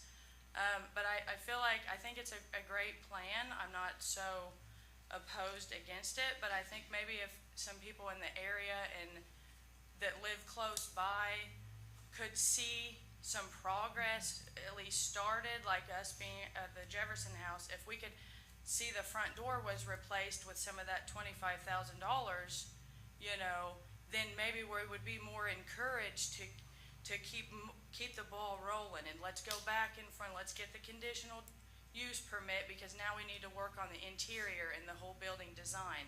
Building permits are not really expensive. It goes off of square footage, so it's not like it's thousands of dollars. But I feel like some people in the community would probably be persuaded for this project if we could get some of the PACE grant going. I don't know, I know you have X amount of days to get some of that stuff done. Is it a year, Nicole? A year, have we reached that year? She has asked for an extension, which was approved by the board, so she's still within her allotted time frame. Okay, so that year must have already passed, and now we're onto an extension onto the next year. So maybe if that PACE grant could get, I don't, that must be a different board, and most of the work that I do, the owner goes in front of the PACE grant, so I've only been in front of that board once. But, I just feel like maybe if some of that stuff was worked out and a front door was changed, I mean, there are plenty of things that you can get done without actually getting a building permit. So I know, as in general, a whole plan does take a building permit, but if you can do a little bit of this just to show some progress, then it might help out some surrounding neighbors. That's Thank all you. I got. Thank you. Anybody else like to speak? Well, I think we should review what this lady just said. So Nicole, can you kind of review what you do need a permit for and what you don't need it? Like our conditional use, what she could do if she did not get the conditional use? Building permits are typically required for electrical, plumbing, HVAC, any structural work, not the roof exterior, but like if she needed to do any rafter type work, that would need a building permit. That's kind of the gist of it. There may be some other things like foundation work that would need a permit. Basically, building permits are required when you're doing major work that affects the structure of the building. Correct. If you're just re-drywalling the inside, You would not need a you don't permit need for that. one. But when you have major work, like major work to the roof, replacing rafters, and that's when you have to have a building permit. Yeah. Or changing a layout of a floor plan. And she's had a PACE grant for, well, somewhat over a year now. Yes. Well, the PACE grant, what the PACE grant was for, it was utilized for the unsafe area. Then they added some stuff, because, I had to pay for that up front, so to me, it's, a wash when it comes to what the funding was for. We had to demolish all of that, and like Link said, we had to do a whole bunch of other stuff. But, I'm fine if you guys don't do the conditional use, and I go ahead and do, the work that we're proposing to do, because if we can just keep it moving, and without a conditional use, and then my conditional use timeline starts when I have to get a building permit. We're meeting on Wednesday about a lot of this stuff, so if Well, the building, staff, if if you the could building, if the clarify what conditional she's use doesn't saying. stop anything, then, I don't have to have a conditional use. So. At what point does she need a conditional use permit, to keep her project going? The conditional use for the layout that she has proposed would need to happen before a building permit could be issued. So it has to happen. I don't know where she's at as far as timeline on what plans to get to a building permit that she But would she has to have a answer. conditional use. She can't really build till she gets the building permit. And to get her building permit, she needs the board to act and provide her with a conditional use For permit. the floor plans that she's provided to this board, based on my review, yes, she would need a conditional use permit to move forward with that build out. But all of the exterior is being done first. What in the exterior needs a building permit? I think the only thing left on your exterior would be the addition at the rear would need a building permit. So she But like, can does do it need a new roof? Do you need a new roof? We need everything. The whole building has been So would she rehabbed. need a building permit for a roof? It depends on how extensive. If she's just replacing the shingle, she would not need a building permit. No, there was a fire, so there has to be reframing. So the rafters would need a So building there's permit. major repairs, so really, when you get down to it, she needs us to act tonight, one way or another. Okay. And before we go on, Wait a minute, Jackie's got something. yes, I wanted to if you could wait one moment there, ma'am. We received some documents on this issue. Here's There's one from Jane Stormer. Board members, you should have all these Indiana landmarks. Bit of legal housekeeping. I move we accept these documents into the public record. Second. All in favor, say aye. Aye. Opposed, no. They're accepted. Okay. I just wanna kinda, I'm understanding more stuff now. I agree with what Sam came up and stated. I'm not opposed to work being done on the building. I'm not opposed to improving the building. I'm just concerned about not knowing for sure what she's gonna do with the building. I just wanna make sure that she communicate with us. I've never spoke to you ever before. No, okay. I've never spoke to you ever before. You know, but I would like to know. I agree. I would like the Georgetown district to be more focused, and a spotlight. But like I said, my main concern is that nothing's been done to the building in such a long time. And so I'm worried about that it's not gonna be continued to be worked on at a timely fashion. So, Okay. so I'm not, but like I said, I'm not opposing the conditional permit. I'm just opposing or being concerned about what's gonna happen. All right. Okay. Thank you. Thank you. Somebody else like to speak? Board members, any other comments? Well, I think to answer Jackie's question, what she's thinking about is what, 2 long-term apartments upstairs. On the bottom floor, you're looking at like an Airbnb in the back, and in the front, a cultural activity center. Is that what everybody else? That's what I perceive that you're asking for.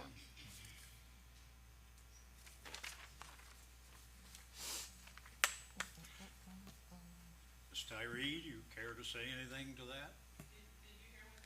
Yeah. Did you have any other questions about that?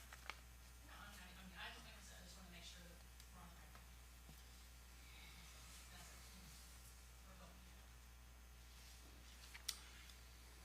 Okay, well, this is a conditional use. We'll just consider them all together. For the 2 apartments, that would be category 130, which is the usual one for apartments. The art gallery would be category 719. It would actually be 711. You prefer 711? Yes. Okay, and we'll do 711. And the Airbnb would be 581, which is the category we typically use for Airbnbs. So question number 1, is this a conditional use? Mr. Ferris? Yes, I believe it is. Well, I should have said, is this the appropriate numbers for the conditional use? Sorry. I answered your question. Yep. Mr. Acosta? Yes, I believe they're applicable. Mrs. Burkhart? Yes, and they're all allowed under historic district with conditional use. Mr. Eaglin? Yes, but I thought there was also one apartment downstairs. 2 apartments up, 1 down, Airbnb in the back, isn't that correct? Ms. Jenkins? Isn't that correct? 2 apartments upstairs, 1 apartment downstairs, I guess in behind the culture center, and then the Airbnb in the back. 2 upstairs, the short-term downstairs in the culture center. Okay, but there is 1 downstairs then. That's the Airbnb. The Airbnb, okay, Yeah. okay, so I wanted to So clarify. 3 Thank you. total. Anyway, do you agree these are the Yes. appropriate? Okay. And yes, I agree, those are the appropriate categories. Number 2, harmonious with the general objectives of the city's comprehensive plan. Mr. Ferris? I believe the plans that we've been presented meet the comprehensive plan, and you know, we want to see investment in that part of downtown Madison. So I think it meets the city's comprehensive plan and the zoning ordinance. Mr. Acosta? Yeah, I agree. I think, especially as the more recognized the Georgetown area is, I think the better, the more we improve the area down there, the better. Obviously, in line with the comprehensive plan.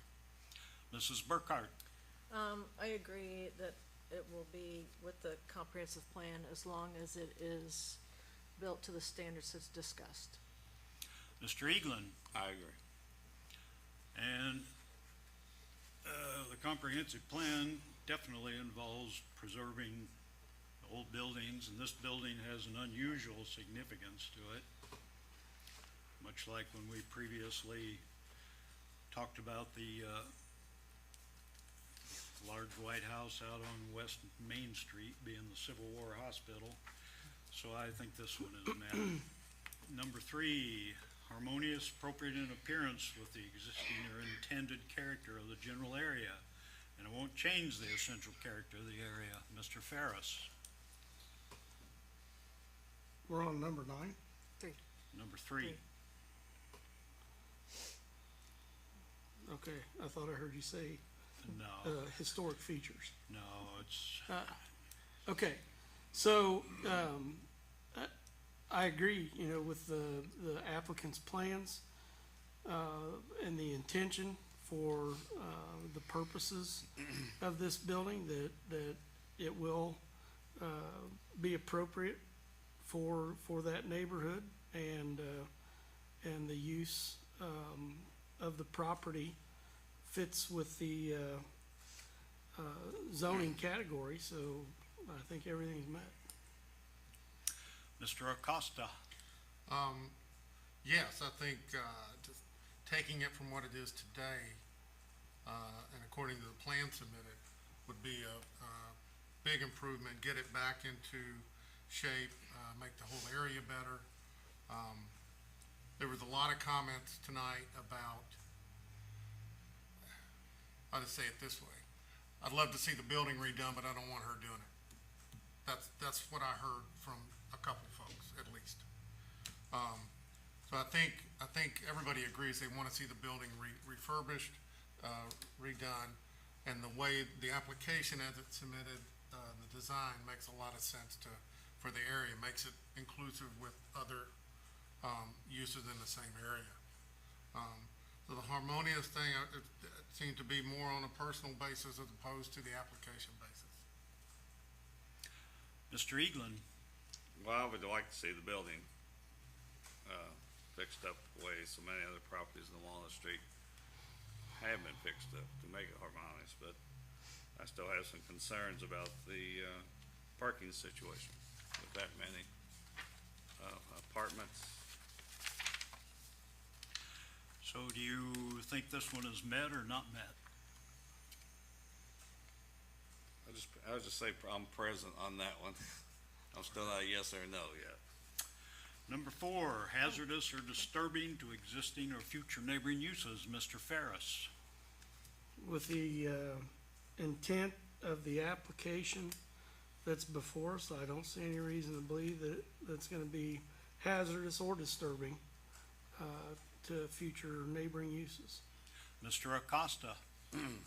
I would think after the rehabilitation and, it would be much less disturbing to the neighborhood based on some of the activities that had reportedly taken place there before.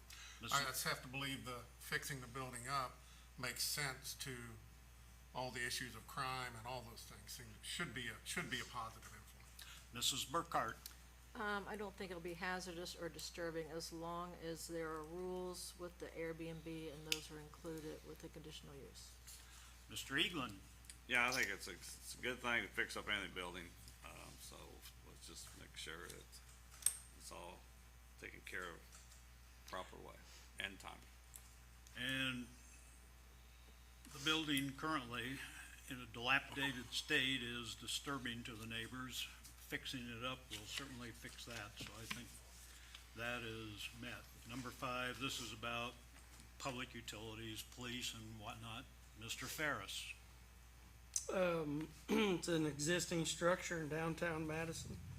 All of the essential, facilities and services should already be present, so I don't see any issues with this, condition being met. Mr. Acosta, Yeah, it should be adequately served. Mrs. Burkhart, I believe it should be adequately served. Mr. Eaglin. Yes. And I don't even think that's an issue downtown. Number 6, will this create excessive requirements of public expense for public facilities services and not be detrimental to the economic welfare of the community? Mr. Ferris. I believe if the applicant completes the project the way it's been presented, there should be no reason that any excessive expense at the public's pocketbook will be an issue, and I hope that it's a benefit to the economic welfare. Mr. Acosta. I agree. I think there should be no additional expense. And, certainly fixing the building up according to the plan should be a benefit across the board. Mrs. Burkhart. I agree. I don't think it'll be detrimental as well as the project is completed as presented. Mr. Eaglin. I agree with the comments of the board members. It will certainly not be detrimental to the economic welfare. It'll help it because of its extreme historic significance. Number 7, this is about excessive production of traffic noise, smoke, glare, odors. Mr. Ferris. I don't see anything that stands out as being a problem with any of those descriptors that are listed. Mr. Acosta. Yeah, I see, nothing in the plans that would cause any of this. Is gonna include, apartments as anywhere else, short-term rental as anywhere else with house rules and such. So I see nothing unique on this. Mrs. Burkhart. I agree with Mr. Acosta, no detriment as long as rules are followed with, the tenants. Mr. Eaglin. I agree. Most of those things are no issue. The traffic, frankly, I don't know how anybody can deal with trying to improve the traffic situation on Walnut Street, given just simply the way everything is built there. So I think that one is met. Number 8, this is interfering with traffic on surrounding thoroughfares. Mr. Ferris. Well, again, it's downtown Madison. It's Walnut Street. I think if the applicant will provide some off-street parking to alleviate the congestion down there, I really don't see any reason to think that this project is gonna add to any of those problems. Mr. Acosta. Based on, what staff had mentioned, is some of the distances between building and alleys and those type of things. I think street parking is essential to making that work. But again, as Mr. Ferris said, it's downtown Madison. It's the east side, and if there were people living just in that house as a family, there would still be additional cars, so. Mrs. Burkhart.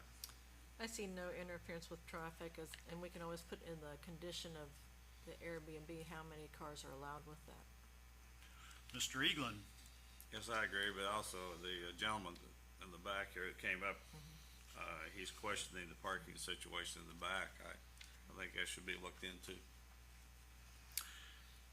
Interference with traffic. The only issue would come from parking availability. But otherwise, I think that one is met. And number 9, this is loss of historic scenic stuff of major importance. Mr. Ferris.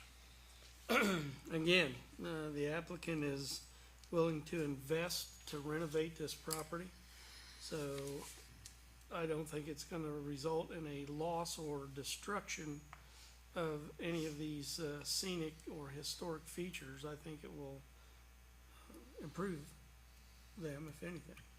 Mr. Acosta. Yeah, I agree. I think that the whole basis here is to rejuvenate a historic structure that is, you know, in disrepair at the moment. Mrs. Burkhart, I agree with Mr. Costas. Mr. Eaglin, I agree, as long as the, time permit, everything's withheld and just get it done. and this house is one of the most significant historic buildings in Jefferson County. It rates right up there with Eleutherian College. It rates up there with the known documented underground railway crossing point at Eagle Hollow. It was the home of one of the most prominent Underground Railroad figures at that time. I think you cannot overstate the historic historic importance of preserving that building and not losing it like we did John Paul's house decades ago. So I think that that one is well met. Board, we have gone through our findings of fact. It's time for a motion. I think Carl brought up a good point. The gentleman asked about parking, and I don't know if we did answer his question. About, I don't know, Ms. Jenkins, if you wanna talk Ms. about Jenkins, parking in the if you back. would. You have a diagram, and I don't know if you Right. want to share it with him. He actually, I don't know when he built his garage, he lives in a garage that's right on the alley. There's not even, I just think there's barely any, matter of fact, there's a driveway between his garage, where his garage is and where he lives. He's right on the alley. There's a gravel drive, and then there's our yard. And you have the diagram. It's huge. I mean, our parking, the lot behind the building is huge, which he sees. So I don't know what he wants. I Well, don't ma'am, know what he we wants need to see. know is how many cars can you park back there? Oh, I don't know. I don't know how Well, we many need to cars. know I would that. say at least, I think is there a like 50, what's the square, It isn't says there a 25 certain, by 79. isn't there a certain, square footage you have to have per car? 10 by 22, I believe. It's 10 by 22, 120, and then that was, how big of space that's on that diagram that I gave you guys? 70, it says 79 by 25.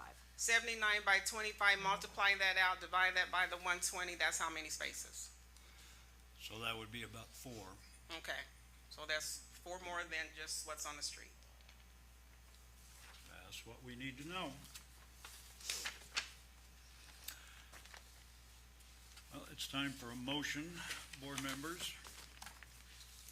I move we approve the conditional use as submitted for 2 apartments plus 1 Airbnb type apartment with 4 off-street parking spaces for a period of 1 year, and the submitted rules to be adhered to. And that's my motion. Second that. Before I do roll call, are you gonna address the cultural activities? Well, yes, as, Just asking them. I can include that in the motion specifically. The motion will say we approve it for a period of 1 year with 4 off-street parking spaces, submitted rules to be adhered to for 2 apartments, 1 Airbnb, and an art gallery. Art gallery event space. And that's second. Are we limiting the number of people or cars with the Airbnb? Would you like to make an amendment to my motion? I'd like to amend it maximum 6 people with the Airbnb and 2 cars with the Airbnb. Is that acceptable to the second? Yes, second that. And it's Amendment. acceptable to me. Okay, would you read back the motion as finally in its final form? So the motion is to approve a conditional use for 2 apartments under 130, 1 Airbnb under 581, not to exceed 4 people with 2 cars, including 4 spaces total for those 2 uses, including the rules submitted by the applicant to be applied to the Airbnb and a cultural activities center under 7-Eleven for 1 year. That's the motion. Okay, board members, we'll have a roll call. Nancy Burkhart, Yes. Rick Ferris, Yes. Mark Acosta, Yes. Carl Eaglin, Yes. Scott Baldwin. Yes. Ma'am, you have your conditional use permit. You can go and get your building permit. And we wish you well because we believe you are undertaking a really necessary and noble endeavor to save a very important building. Thank you. I have a question. Yes. So you granted the conditional use tonight, which is April 8th. Right. So the building won't be done before the end of the year almost. So what, and that's primarily the construction part of it. So then by April 8th, 25, then I have to do another conditional use? No, ma'am. We'll just assume, here, I'll make an example. Let's say you have all your construction, it's all done, we'll just say by January. And you begin using it as you plan to use it. Then comes next year, you'll just simply renew your conditional use permit. That's So all. this time next year has to be renewed? Right. Okay. So there's really you're facing one deadline now, section 1178, get it in operation in a year. And then, What does that actually mean in operation? Well, The that means construction that- of it? no, I think that means that, Scott, I think we're getting into the weeds. okay, I think I don't normally get in the way of the explanations from the board, but some of your questions, ma'am, I think would be better directed toward an attorney. The construction of the, No, some of your questions that you've been asking, I think would be helpful if you met with an attorney. These folks aren't legal representatives and can't dig into what each word means in a definition of all these different things. what So definition? I'm not gonna answer your questions either. Well, good. I'm just saying that some of your questions, I think it would be helpful if you had someone that could answer them for you. It's not unusual for folks to come in here that have previously spoke to someone and gotten answers to those questions. I don't usually do it right here in front of the board. What question are you referring to? The last question you asked, I think that is a legal question that you need to get legal representation to answer it. Well, I guess planning should be able to answer that on Wednesday. What do you mean when you tell me, this board is telling me that I have a year, correct, to get this building underway, was your word? no, Under ma'am, that was not my words. construction, what, As I read this, and like our attorney said, I'm not an attorney, you may need a legal opinion. okay, well, we'll see if we do. This simply says, if the use has not commenced within 1 year, so that means you got a year to do your construction, and my understanding, not as an attorney, just reading what it says, you'd have your apartments done, you'd have them up for rent, you'd have tenants in your Airbnb, you'll have your art gallery going, tours. By this time next year? Yep. Okay, gotcha. But I would recommend, follow his advice, have someone from your personal choice on your personal employee define what that word use means. Why would they define it when it's your terms? I don't understand why I would go to attorney and say, can you tell me what this board means by this? When they say, why didn't you ask the board? It's like any law, ma'am. The black and white letters of the words mean one thing. There's case law and everything else that supports it. They've answered your question. They sure did. Thank you very much, board, for answering my question. I appreciate it.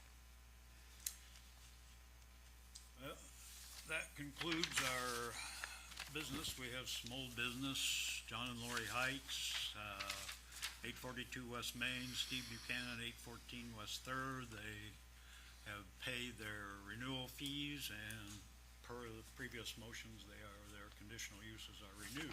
Is there anything else I've omitted? Steve Buchanan. Not under old business. I have one item for new business.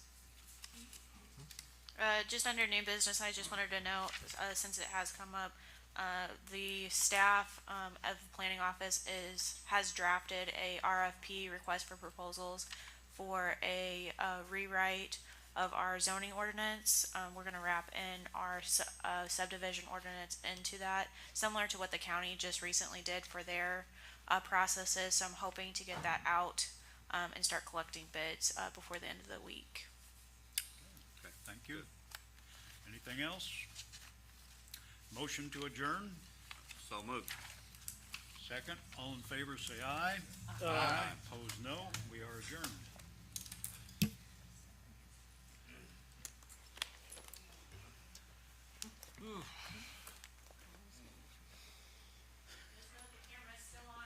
Sure.